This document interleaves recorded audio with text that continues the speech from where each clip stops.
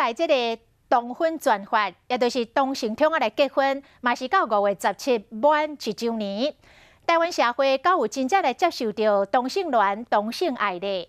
彩虹宾馆大平台上新的民调，其实爱阁真拼咧。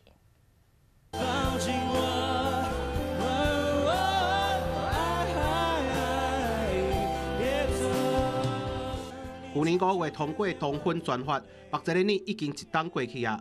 长期支持婚姻平权的立委认为，爱阁拍拼。无法有小孩，但是希望有小孩的人，他并不会只是同性的伴侣或是同婚的家庭，包括异性的也有。而他在台湾现行的法律上面受到的阻碍。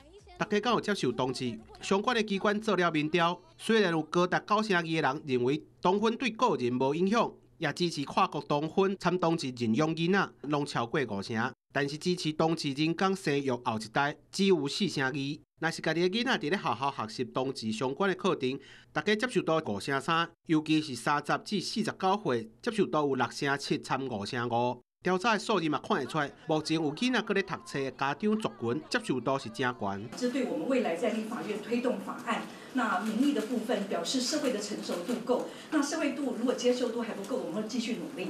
学者认为，也阁有将近3成的人感觉同婚对社会有无好的影响，未来需要对教育面、社会面来做起，让大家更加了解性别议题参政策，才会当做甲真正的公平。